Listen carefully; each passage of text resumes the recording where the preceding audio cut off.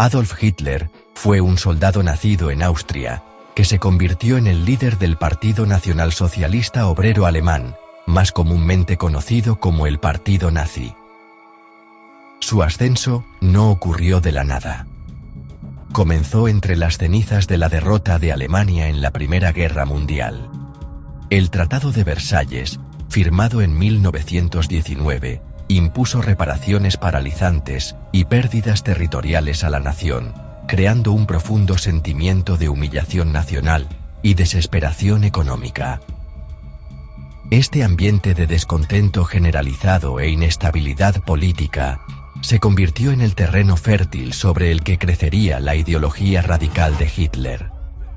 Poseía una habilidad carismática, casi hipnótica, para expresar los miedos y resentimientos más profundos del público, prometiendo restaurar la gloria perdida de Alemania e identificar chivos expiatorios para sus problemas.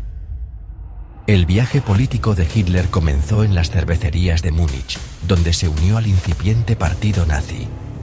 Rápidamente ascendió en sus filas, sus poderosas habilidades oratorias atraían a multitudes cada vez mayores. En 1923, intentó un golpe prematuro, el Putsch de la cervecería, que fracasó y lo llevó a prisión. Fue durante este tiempo que escribió Mein Kampf, o Mi lucha, un libro que exponía su ideología de odio y su visión para el futuro de Alemania. El libro combinaba nacionalismo extremo, antisemitismo virulento y una creencia en la superioridad de una raza aria.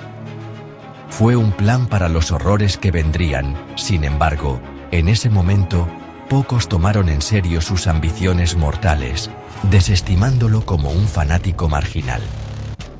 Tras su liberación de prisión, Hitler decidió buscar el poder por medios legales, explotando las debilidades del sistema democrático de la República de Weimar.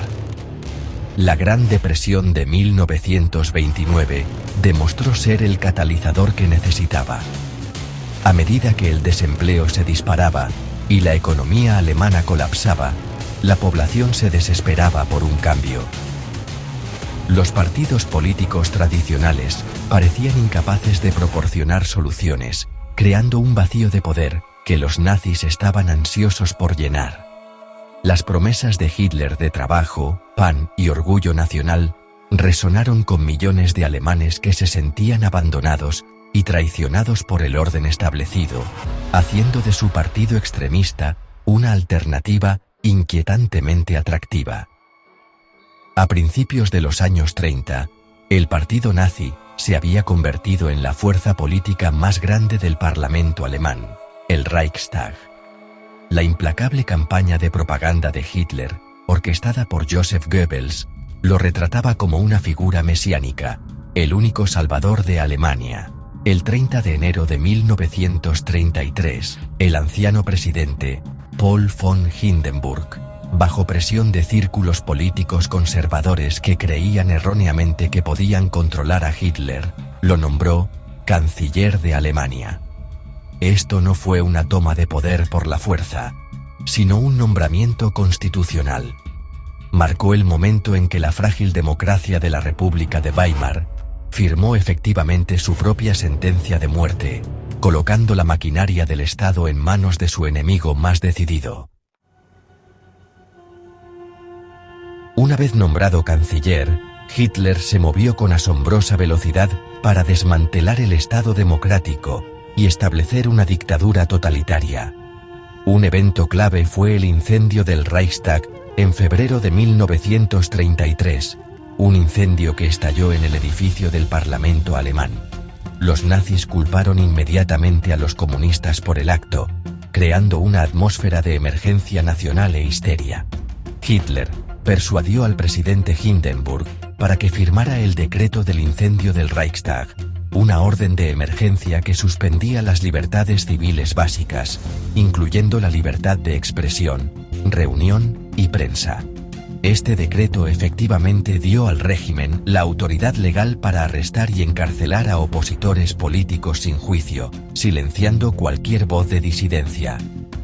Los nazis usaron entonces este nuevo poder para consolidar su control. La ley habilitante, aprobada en marzo de 1933, fue el último clavo en el ataúd de la democracia alemana. Esta ley otorgó al gabinete de Hitler el poder de promulgar leyes sin la participación del Reichstag durante 4 años. En esencia, convirtió a Hitler en un dictador legal. Con esta autoridad absoluta, prohibió todos los demás partidos políticos, haciendo del partido nazi la única entidad política legal en Alemania. Los sindicatos fueron absorbidos por una organización controlada por los nazis, y los estados federales fueron despojados de su autonomía, centralizando todo el poder en Berlín, bajo el mando directo de Hitler. El poder del régimen fue aplicado por un brutal aparato de terror. La Schutzstaffel, o SS, inicialmente la unidad de guardaespaldas personal de Hitler, creció hasta convertirse en un enorme estado dentro del Estado bajo el mando de Heinrich Himmler. Junto con la Gestapo, la policía secreta del Estado, la SS fue responsable de cazar y eliminar a cualquier enemigo real o percibido del Estado. Los primeros campos de concentración, como Dachau, se establecieron inicialmente no para judíos, sino para prisioneros políticos comunistas, socialdemócratas y cualquier otra persona que se atreviera a oponerse al nuevo orden. Este sistema de terror aseguró que la población alemana se mantuviera en un estado de miedo y sumisión. El control de Hitler se extendió más allá de la política y hacia el mismo tejido de la sociedad alemana. La maquinaria de propaganda del régimen era implacable, controlando cada periódico, emisión de radio y película. Los jóvenes eran adoctrinados desde una edad temprana en las juventudes hitlerianas y la Liga de Muchachas Alemanas, enseñados a venerar al Führer y a abrazar la ideología nazi. La cultura fue purificada de cualquier influencia judía o degenerada. Este control total sobre la información y la educación creó una sociedad donde el pensamiento crítico era suprimido y la lealtad a Hitler se presentaba como el más alto deber cívico y moral, un proceso que los nazis llamaron Gleichschaltung, o coordinación. En el centro de la ideología nazi había un odio profundo e intransigente hacia el pueblo judío. Hitler y los nazis culparon falsamente a los judíos de todos los problemas de Alemania, desde la derrota en la Primera Guerra Mundial hasta las dificultades económicas de la Gran Depresión. Promovieron la calumnia antisemita de una conspiración judía global, destinada a dominar el mundo.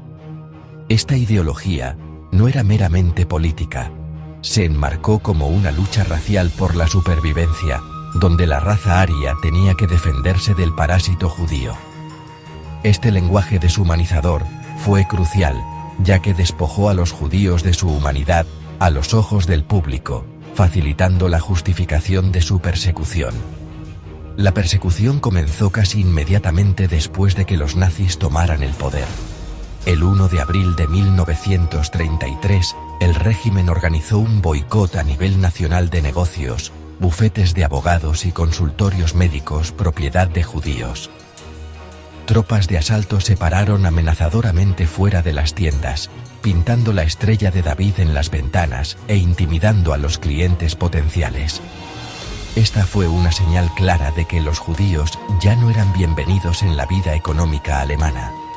El boicot fue seguido por una serie de leyes discriminatorias.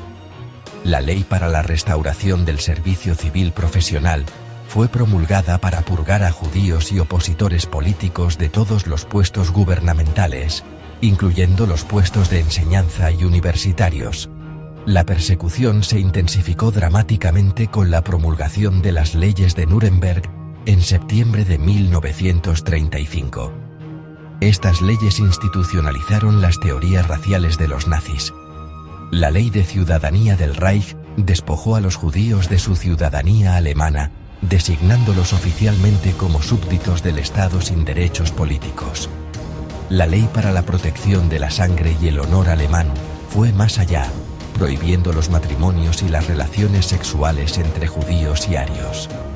Estas leyes segregaron efectivamente a los judíos del resto de la sociedad alemana, creando un marco legal y social para su completa ostracización y convirtiéndolos en parias vulnerables en su propia patria.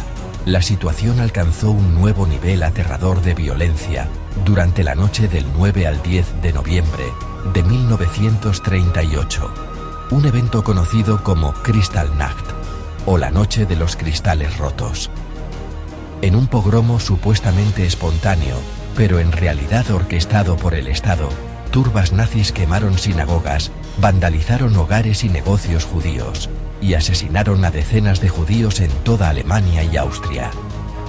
Después, aproximadamente 30.000 hombres judíos fueron arrestados y enviados a campos de concentración por primera vez, simplemente por ser judíos. La Kristallnacht marcó un cambio fundamental de la persecución legal y social a la violencia física sistemática y a gran escala. Los nazis llevaron a los judíos a campos de concentración como la máxima expresión de su ideología, que no veía a los judíos como seres humanos, sino como una amenaza biológica que debía ser aislada y, en última instancia, eliminada. Inicialmente, los campos se utilizaron para encarcelar a opositores políticos, pero con el inicio de la Segunda Guerra Mundial, su propósito evolucionó. Tras la invasión de Polonia en 1939, millones de judíos quedaron bajo control nazi. El régimen los obligó a ingresar en guetos superpoblados y sellados en ciudades polacas, donde el hambre, las enfermedades y la violencia brutal eran rampantes. Estos guetos fueron una medida temporal, un corral de retención, mientras la cúpula nazi planeaba su siguiente y más horrible paso. En la conferencia de Wannsee, en enero de 1942, altos funcionarios nazis formalizaron el plan para la solución final de la cuestión judía. Este era un eufemismo para el asesinato sistemático e industrializado de cada hombre, mujer y niño judío en Europa.